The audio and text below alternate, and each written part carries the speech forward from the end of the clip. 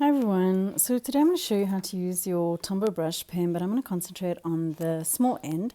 So for those of you that have these pens, you should already know that there's a brush end, which looks like this, which is what most of us use for brush lettering, and the small end is a small marker end. This is a hard end, so it's not flexible, which means if you press down on it, it's not going to move like the brush end would.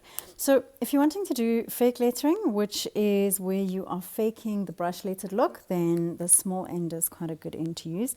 So I want to just show you how you would achieve that look. So I'm going to write out a word with the brush end, and then I'm going to fake the same word using the small end, and I'm going to color it in with the brush end, and you'll see how I achieve that look. So I'm going to write out the word happy, and this will be done in a brush lettered style, slightly bouncy style. So this is the style that I teach, but I also teach fake lettering. So a lot of times people say, oh, but I don't want to do fake lettering, I want to do real lettering. But you know, it's not always practical to do real lettering, or maybe you're not confident to do it. You've got to write something out like a card or a gift tag.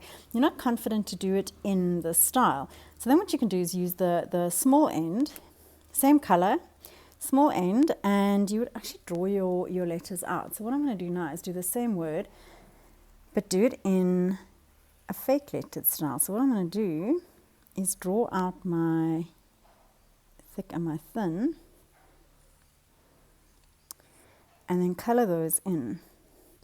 Okay, so there's my A, nice oval. You can add in that second line.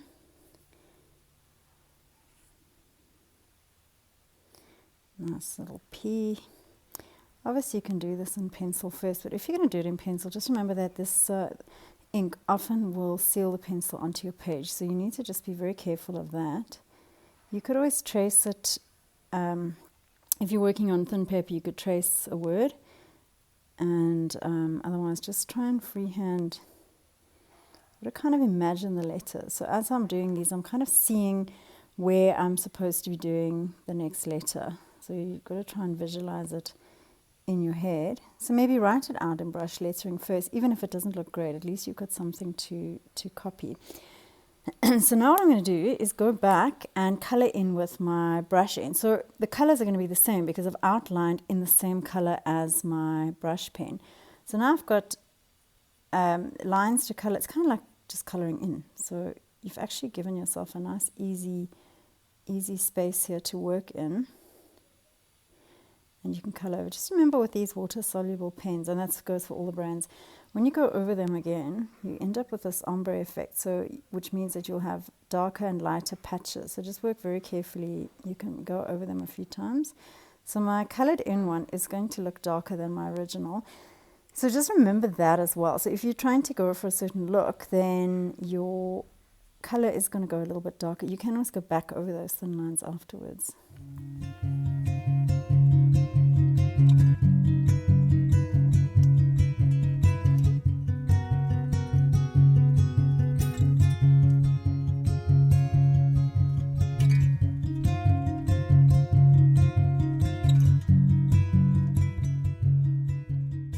So now that I've finished my basic word, what I can do is just go over the thin lines again, and what that'll do is just bring the colors in line with each other, so that my thinner lines, you can see where it's lighter, my thinner lines now match my thicker lines.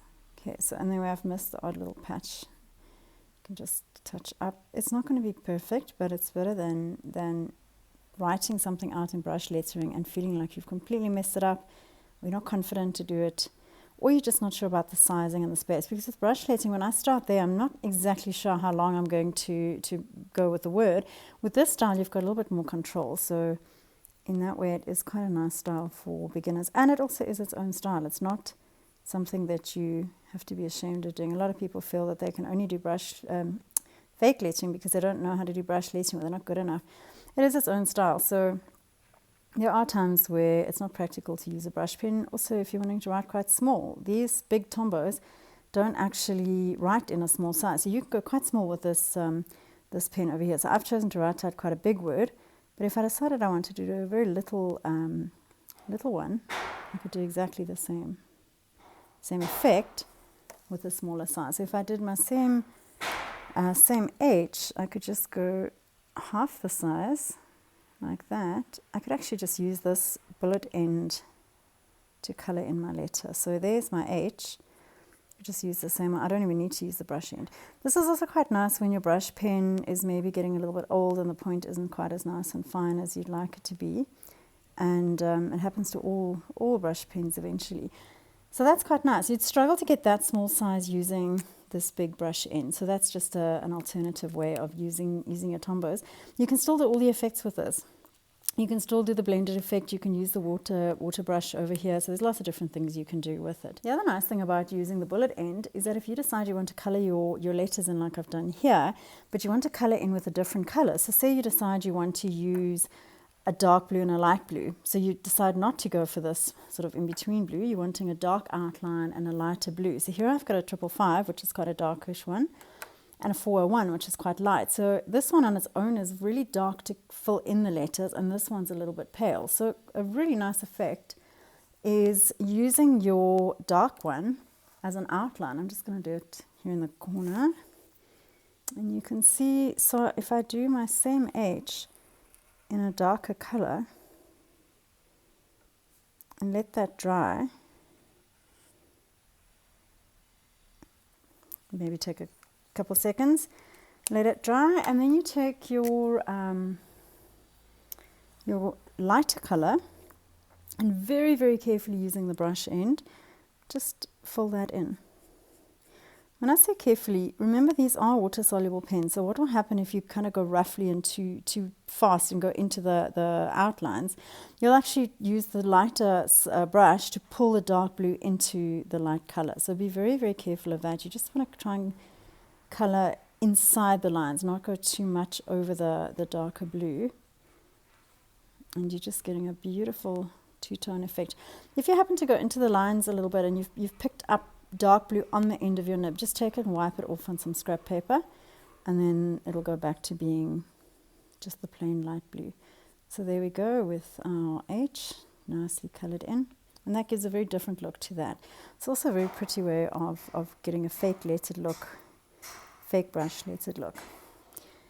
Just with this type of thing, be very careful of using something like, oops, wrong end, something like the dark blue and the yellow. I'm just going to show you what will happen if I use the yellow.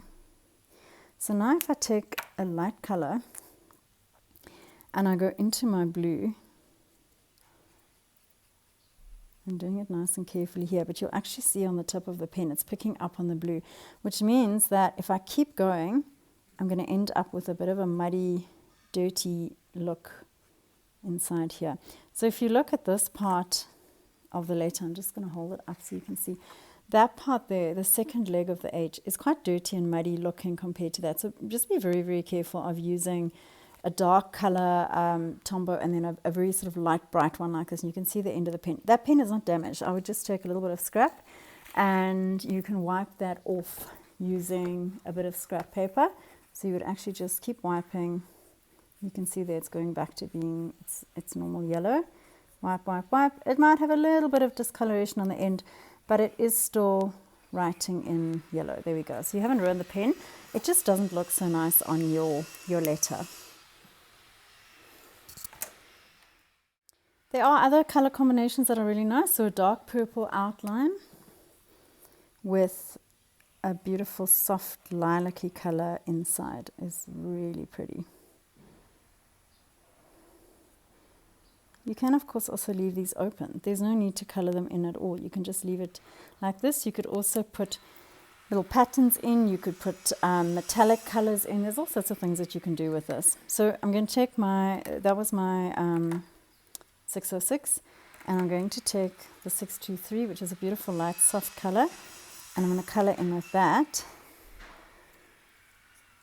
And you can see how pretty that looks. Try not to go over lines. So there where my H's long part crosses through the downstroke, I'm going to hop over that and I'm going to color in underneath, because otherwise what happens is I'm going to pull the dark color into my lighter color. when you're working with the same color family, so here I'm working with 2 versions of a purple family. If you happen to pick up a little bit of the darker color, you're not going to get this effect. You won't have this muddy, terrible looking color. You can actually see that it's starting to go green at the bottom, because obviously blue and yellow make green, so that's what's starting to happen on my letter. So we don't want to have that. But where you have your lighter color possibly picking up a little bit of the darker color, it's okay, because the color family is the same, so it'll blend in quite nicely. So that looks really, really pretty. In fact, I think these two look nicer than that one. So this effect over here is really nice if you're going to then add some shadow and some outline. You're actually going to accessorize your word a little bit, not just leave it plain like that. And then you can see how light the original color looks. So just be aware of that. And if you're wanting a lighter look than your so say you're wanting that light look, you need to start off with a lighter marker, because it's going to end up giving you a darker color when you're finished. So just be aware of that. If you don't mind, then that's fine. That's actually a beautiful intense version of this one, so it's all good. Okay, so I hope that helped you, and I hope it's given you something useful to do with this weird end of the marker that everybody always asks me about. So it's not just for writing in small letters, although that is something you can do as well. So here's an idea of writing out little letters. You can see you can go nice and small with that. So this is just a really nice way of doing very small lettering using the same color that you've used in your bigger brush lettered look. Okay, so I hope that helps you, and it gives you some useful ideas of what to do with the other end of the Tombow brush pen. Looking forward to seeing what you guys get up to, and I will catch you in the next video. Bye.